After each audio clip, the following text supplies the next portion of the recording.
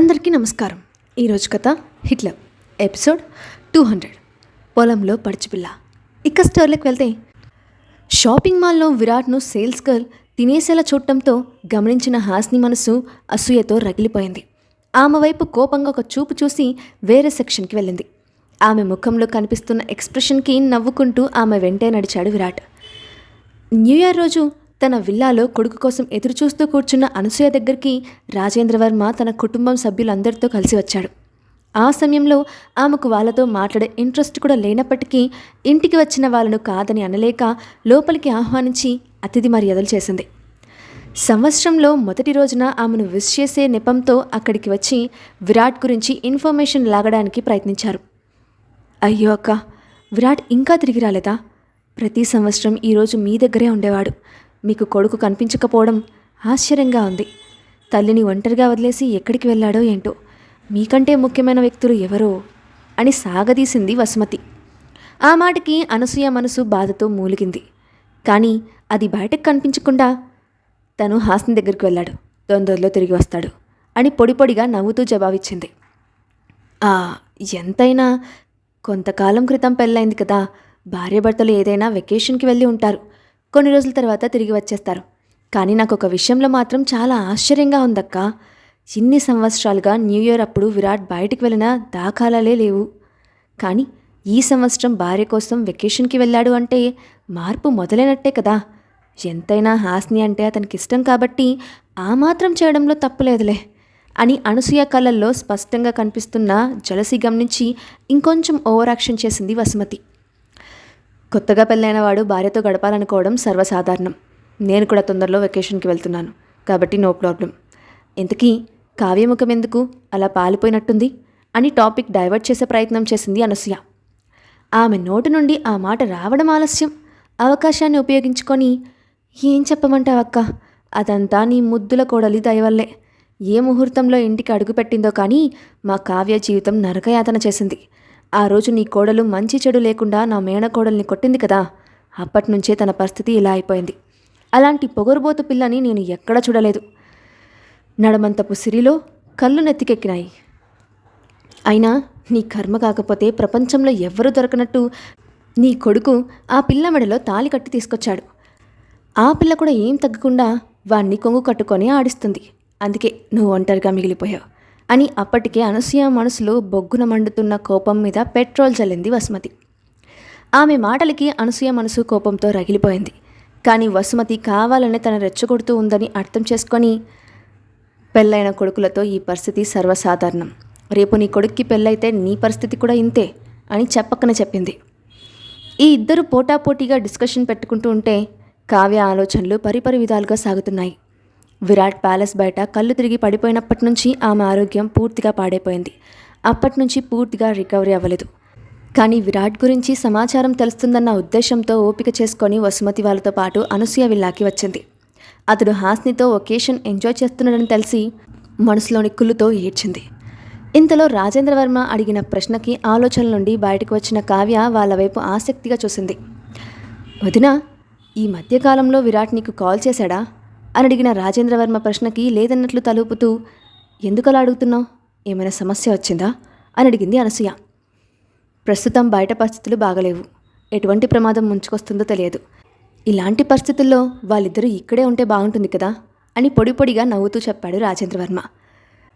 నా కొడుకు సామర్థ్యం మీద నాకు నమ్మకం ఉంది. ఏదైనా సమస్య వస్తే తనతో పాటు తన చుట్టూ ఉన్న వాళ్ళను కూడా రక్షించగలడు. నువ్వు అనవసరంగా కంగారు పడక్కర్లేదు. కొద్ది రోజుల్లో తిరిగి వచ్చేస్తాడులే. ఎంతైనా పెద్ద వయసు వచ్చింది కాబట్టి నువ్వే కాస్త జాగ్రత్తగా ఉండు అని కోపంగా చెప్పింది అనసూయ.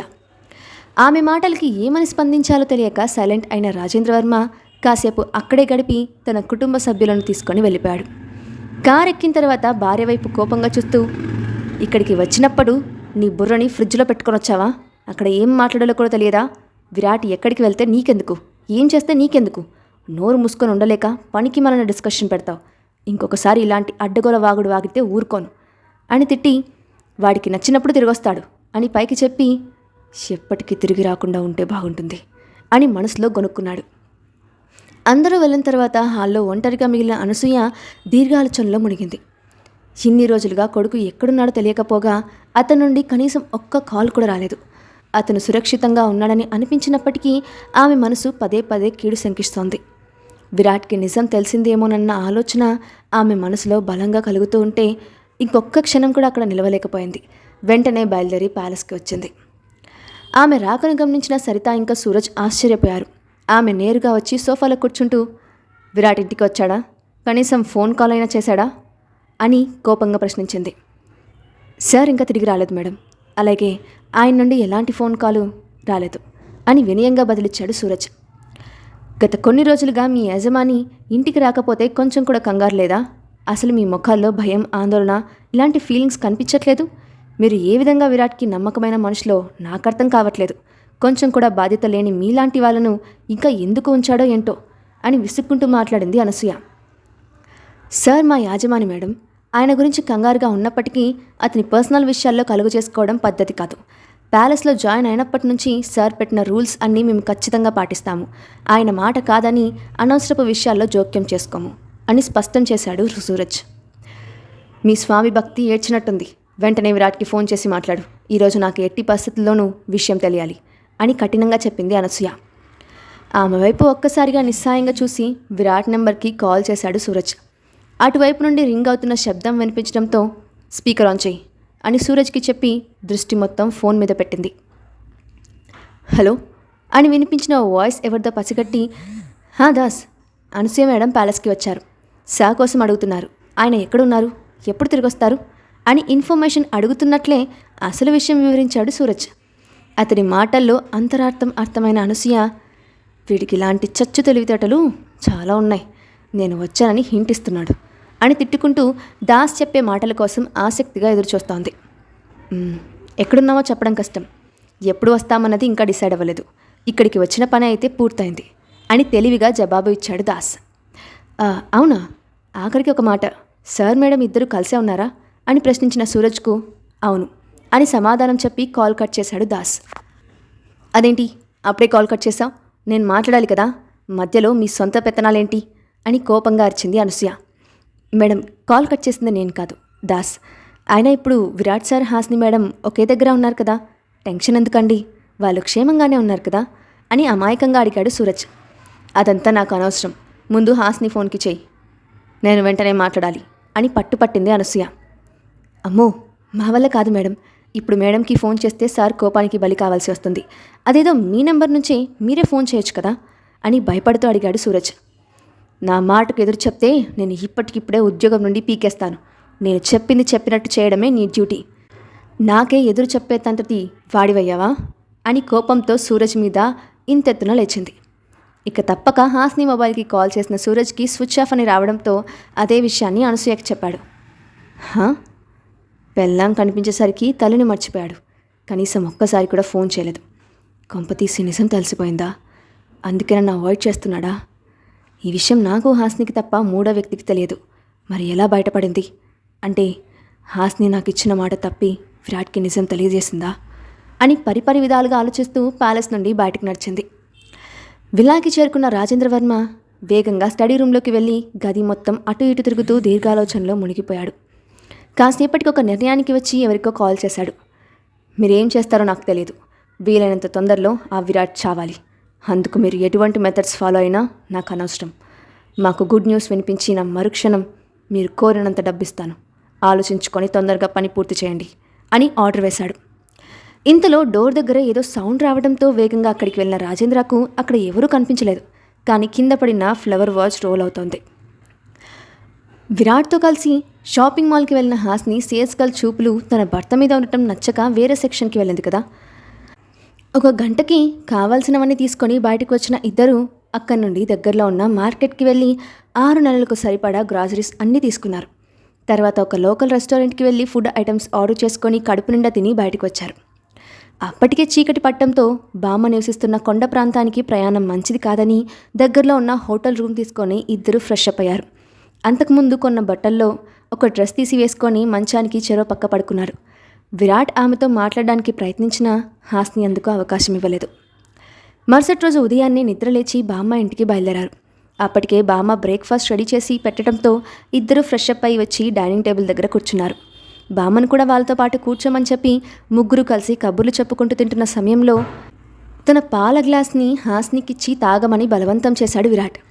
ఆ గ్లాస్ వైపు అదో రకంగా చూస్తూ, ఛీ యాక్, నాకు పాలంటే ఎలర్జీ, అదేదో మీరే తాగండి, నేను చక్కగా కాఫీ తాగుతాను అని ముఖం తిప్పుకున్న ఆమె బుగ్గలు పట్టుకొని బలవంతంగా తాగించాడు విరాట్. నాకు ఇష్టం లేదని చెప్తున్నా ఎందుకు అంత బలవంతంగా తాగించారు? ప్రతి విషయంలోనూ డామినేట్ చేయడమేనా అని ఉక్రోషంగా అడిగింది. నేను నా హాస్నిలాగా మార్చుకోవాలంటే ఇలా చేయక తప్పదు. ఇక్కడి నుంచి వెళ్ళేలోపు కనీసం 7 కేజీలు పెరగాలి, లేకపోతే ఊరుకోను అని వార్నింగ్ టోన్తో చెప్పాడు విరాట్. ఆ మాటకి షాక్ అయిన హాస్ని అతని వైపు దయ్యంలో చూస్తూ, ఎట్టటా 7 కేజీలు పెరగాలా? జరిగే పనేనా అది? పైనుండి మీ తాతలు దిగి వచ్చినా సరే రోజుకొక కేజీ పెరగడం అసంభవం. నేను బాగానే ఉన్నాను. నన్ను రుబ్బురోలులాగా తయారు చేయాలన్న నీ కోరిక ఎప్పటికీ తీరదు అని తినడం అయిపోవడంతో బామ్మ దగ్గరికి వెళ్ళిపోయింది హాస్ని. ఆమె వైపు చూసి నవ్వుకుంటూ, ఈమె ఇంకా వెళ్ళేలోపు అంటే వారంలో వెళ్తున్నామని అదే డిసైడ్ చేసి తిక్కవాగుడు వాగుతోంది. ఎప్పటికి అర్థమవుతుందో చూద్దాం అని నవ్వుకున్నాడు విరాట్. కిచెన్లో ఉన్న బామ్మ ఈ ఇద్దరి గిల్లి గజ్జాలు చూసి నవ్వుకుంటూ పని చేసుకుంటోంది.